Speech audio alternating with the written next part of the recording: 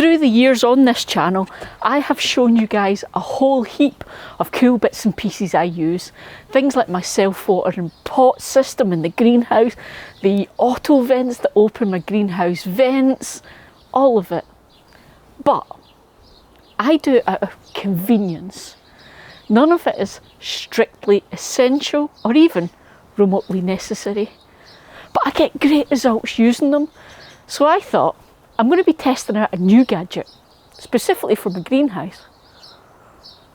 I wonder just how extreme a situation in a garden will it cope with and will it be useful for. So I'm calling in gardener Scott over in Colorado to help with this one. So I'm really lucky. I live in the central belt of Scotland in the UK. So, you know, we don't get extremes of anything. We don't get extreme colds and snows in winter. We don't get extreme heats and droughts in summer. We're kind of a happy medium. But I've been using these self-watering planters for a number of years now in my greenhouse, and I get superb results. I don't need them, but they make my life easier. So it's a no-brainer. But my buddy gardener Scott over in Colorado has a completely different environment from me. He struggles to grow in his greenhouse because his temperatures in spring and summer are just so crazy hot that he just struggles to deal with the heat, the sun and the watering in his greenhouse. So, would this sort of self-watering planter system help him? Scott, tell us about your environment. What's it like in your greenhouse? A lot of gardeners think that the grass is always greener on the other side of the fence. Well, I can tell you that's not the case here in Colorado. Sure, for about 2 weeks out of the year the grass is green, but from that point on it's brown everywhere. Our spring is just so short. It takes so long to get here because it's so cold, and then it seems like overnight it gets hot. Really hot and sunny with no rain. Well, it's a challenge for those of us living in a region like this. It's great because my plants love all the sun and the heat, but it's a big job for me to choose the right kind of plants and keep them mulched and keep them watered and do what I can to keep them alive. Perfect then. I have sent you some of these to try. Yeah, we can all do the pretend pondery thing. You know you want them. You know, it wouldn't be so bad if it weren't a good look on you. That's not a bad idea. How about we try growing some tomatoes, the same varieties, you and me. Okay, you're on. Krim and Barry's Crazy Cherry maybe? I've got a couple of those spare that really need potted up. Poor wee things look poorly. I think it'll be fun experimenting with this. As I look at it, the idea of using a container with a self-wicking system is a good one, especially in my very dry region. Trying to keep the plants and the soil moist can be challenging, but the water in this reservoir, it should work pretty well. Okay, let's get them potted up, and it'll give us a chance to have a look at these things and see what our thoughts are. Because like I say, I've never used these either, so brilliant test. How will they do in my greenhouse here in Scotland versus your greenhouse in Colorado? These are called oases boxes. It is basically a big green box. Well, no, that's not true. They come in different colours. I chose green. It holds 15 litres of water apparently when it's all planted up. And you'll see there's a bit of a kind of buttony nubby thing in the centre. Well, that coincides with this funnel that goes inside. And this is basically your pot that you're going to plant in. Now, it's got little cutouts at the bottom so that when it's in place, that allows the compost, potting mix, whatever you're using, to come into contact with the water that's held in this pot. The idea being it's going to cause a capillary action. In other words, the water is going to travel from the pot up gradually through the compost or the potting mix so that it keeps your plants watered. As I look at this cone insert, have a mild concern that maybe it's not going to be big enough for all the roots if the plants grow very tall. So I may have to prune the plants to keep them a little bit shorter if that looks to be a problem. But for now, I think it'll work. I've never grown in a container like this, and I've definitely never grown in a container like this in my greenhouse. So experimenting with these boxes is going to be kind of fun. It's a bit different from any of the systems I've used before. The one I'm currently got in there, the Quad Grow, uses material wicks to do that. So unlike this one, the pot and the plant, the compost, whatever, is not in contact with the water, whereas this one is actually sitting down in the reservoir. So that's going to be interesting because that is very different. Apparently it is this simple though. Fill it with your mix that you're going to be growing in, put your plant in it, and water. And apparently it's that simple. So let's start.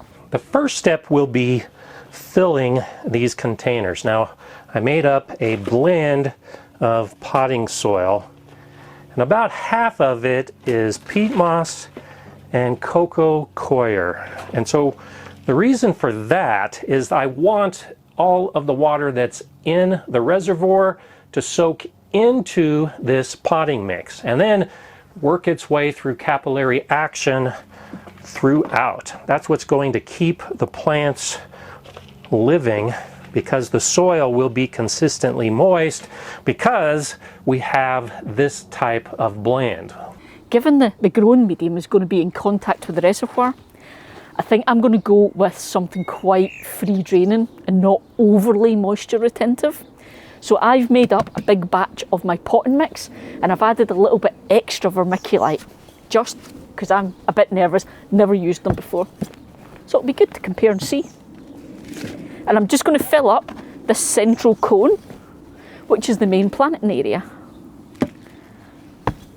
I have a Berry's Crazy Cherry, a Black Krim, and a Kellogg's Breakfast Tomato that I'm going to be putting into these pots. Let's go ahead and start with the Black Krim. I'll remove and set aside the plant tag, and then just go ahead and start digging into the middle so I have a nice little hole to put this plant.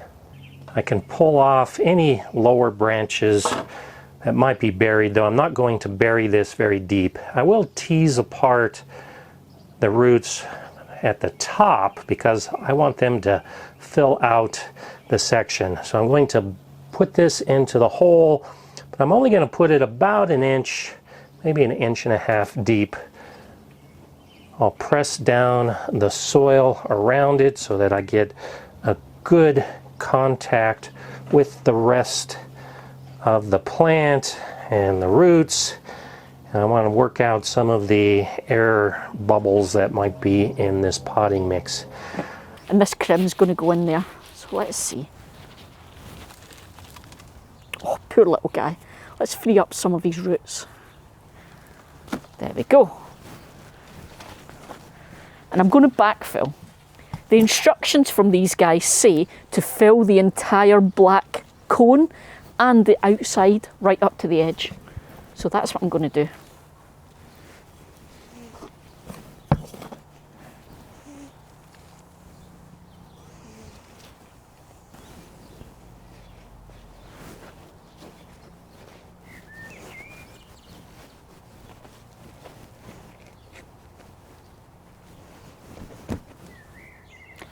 Okay, that was easy. All I need to do now is give the plant a water from above, like you would do any time you plant, to let the plant and all of that growing medium settle in. Then, to give it its full proper water, we just water through these gaps you see in the side and you fill the reservoir. Now, like I said, that's a 15-litre reservoir apparently, but they do have some recommendations about not overfilling, so thinking about the type of plant you're planting. So a tomato is going to want a lot of water, so you're probably going to be wanting to be putting a fair amount in here, maybe 10 litres. But I'm not going to do that straight away. I'm going to give this little guy a chance to settle first. So I'll do the water from above now. While I'm doing this, Scott, have you got any thoughts on watering and how you're going to keep an eye on it? Because I'm thinking once this is a big plant, it's going to be difficult to make sure it's always got water. We're going to need some sort of system for that. Figuring out when I need to add water to these boxes might be a bit of a challenge. I'm going to go ahead and start by filling the boxes with my hose. In the future, I can use a watering can with a narrow spout that can get into these openings at the top. And I think what I'll do is use a bamboo stake to go ahead and use like a dipstick. I'll just go ahead and place this in the container, and then I can pull it out and see what the water level is. Now this is going to seem brutal if you're not a big tomato planter, but I'm actually going to snap off these bottom leaves. The reason being, they're quite low and touching the soil, and I don't want that because that's how pests and disease and stuff can transfer. So I want a good bit of air there. Looks extreme now, but trust me, in a few weeks when this guy grows, it won't seem as bad. Okay. Now, Scott, you were talking about the bamboo cane. That's given me a thought. I normally use bamboo canes in my greenhouse as how I'm going to support my plants. I'm not sure this is going to work. Do you think the old bit of string and some tomato clips would work if I attach it to like the roof of the greenhouse? So now I have my 3 oases boxes filled with my tomato plants. It's time to start thinking about where I'm going to put them. Because they're completely closed in at the bottom, I don't have to put them on soil. I can actually keep them on these pavers. And I think that's what I'm going to do. I'll put them against this back wall. So just like Eli and Kate's greenhouse, I'll use the back wall for growing these plants. Even though I've got a door, I don't need to access that door because I've got that one. So that's where they're going to go.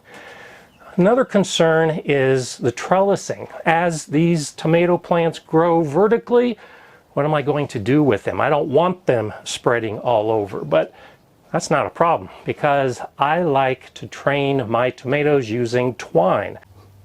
Using the twine and these tomato clips is my regular way of trellising my tomato plants.